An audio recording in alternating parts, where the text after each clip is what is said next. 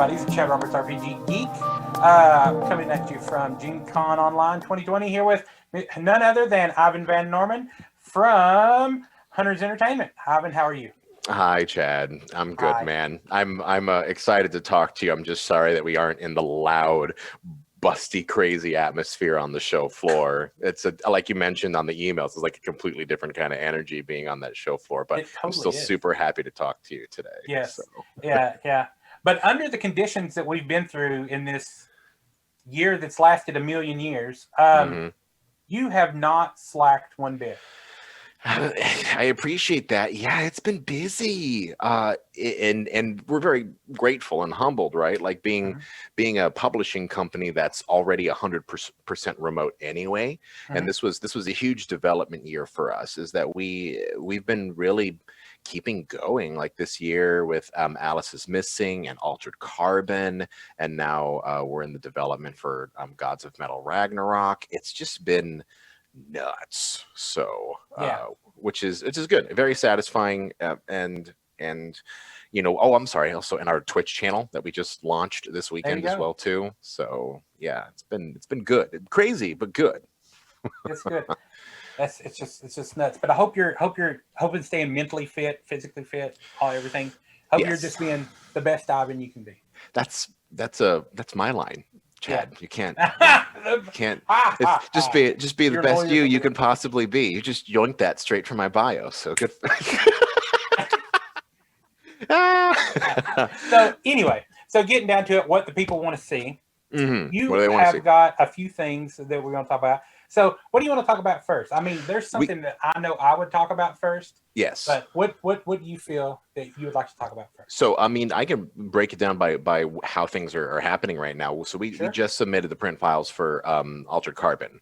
So Altered Carbon, the RPG, which we kickstarted in earlier this year, and did way better than we thought it was going to on Kickstarter, which was very delightful, is now in place to kind of move forward and be delivered. So it's going to be coming to game stores here pretty soon. I'm going to share screen here for a hot second so you can actually see my I can see a preview of the PDF that I can bring up, so I can give you a little bit of an idea of some of the stuff that we've got going.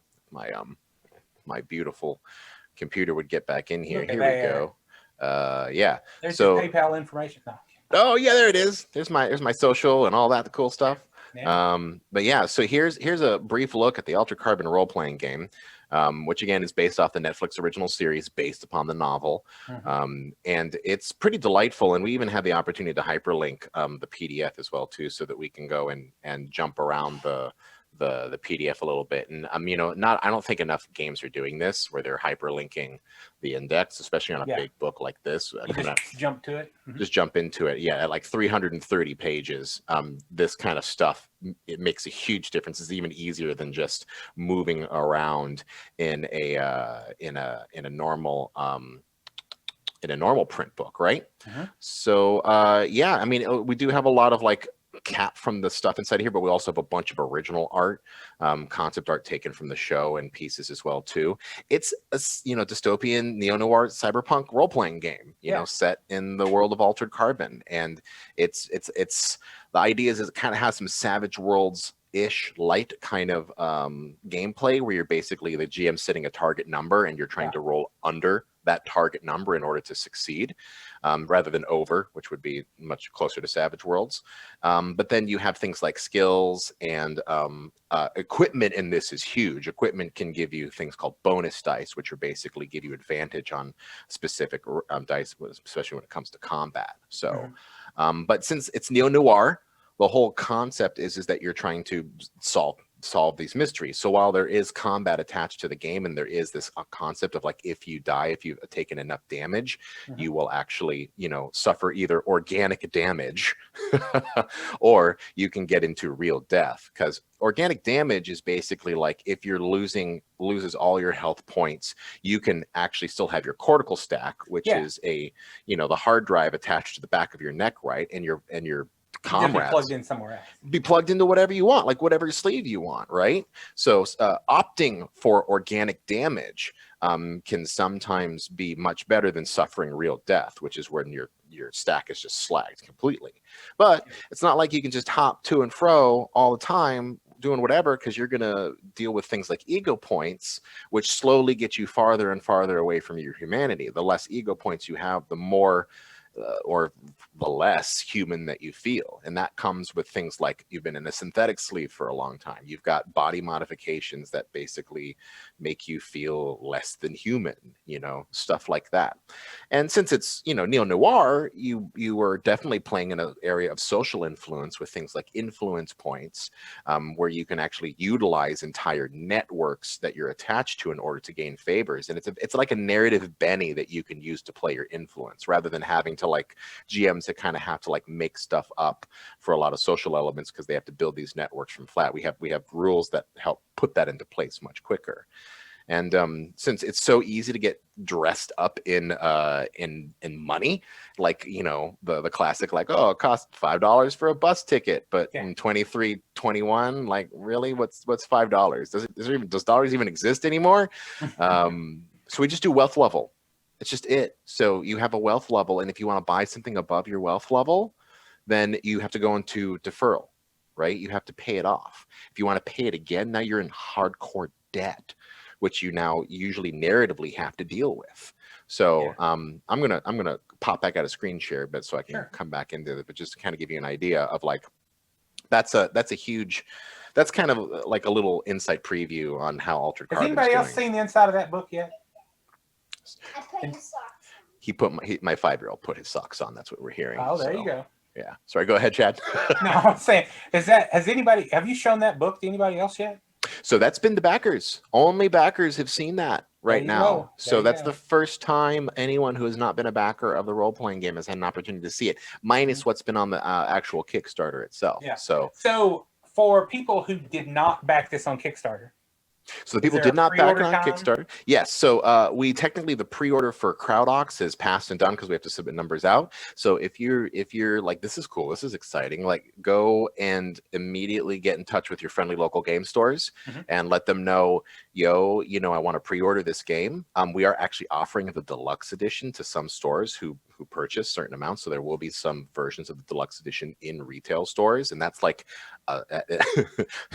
it's a hard book with a book sleeve. And it even has a die cut cortical stack inside of it as well. So you can kind of see the blue of the cortical stack behind this beautiful limited edition kind of situation. And that's all through Renegade Game Studios. So you can go over to renegadegamestudios.com and either pre-order there, or like I said, go hound your friendly local game store, let them know, give them some love, because it's coming, and it's coming soon. Yeah.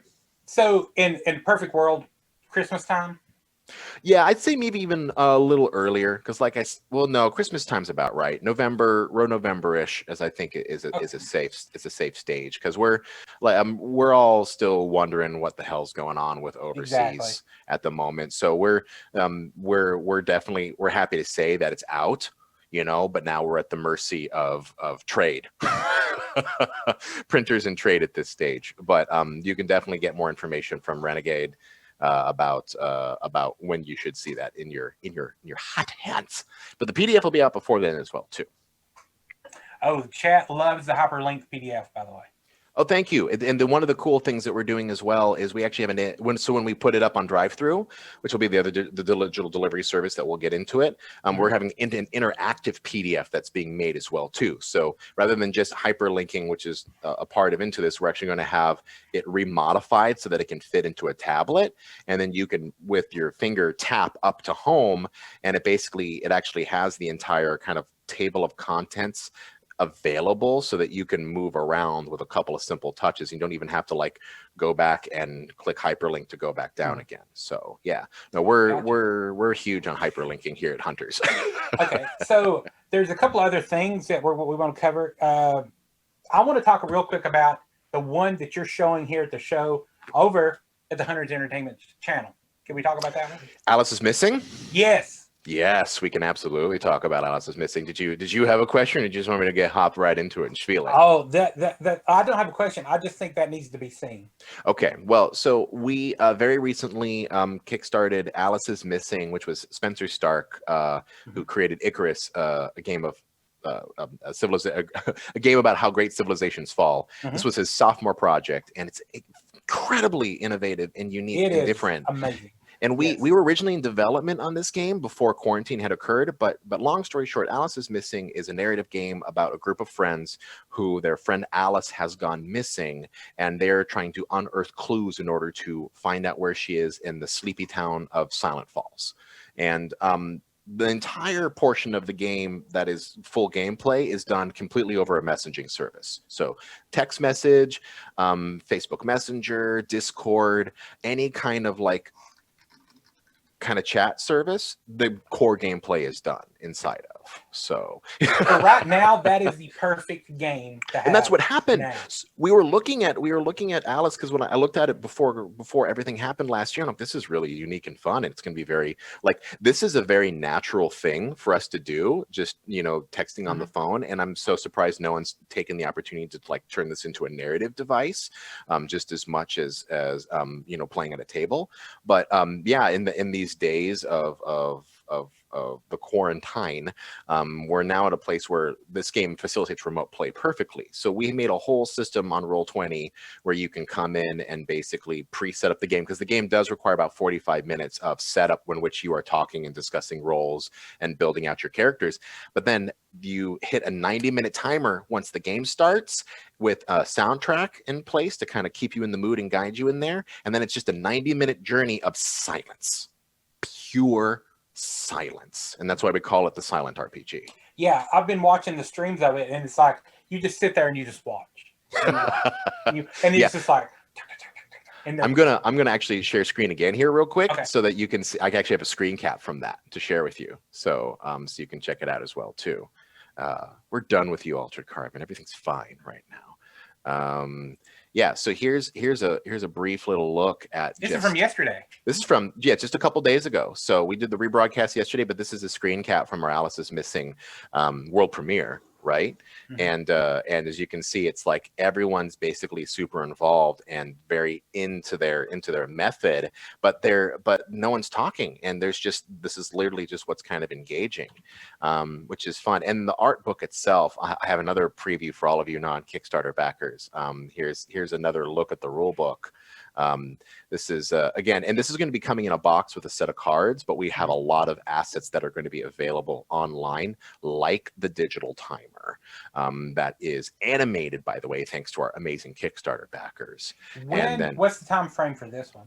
So time frame for this one is we're still delivering to backers right now. This PDF just went out to folks not very long ago.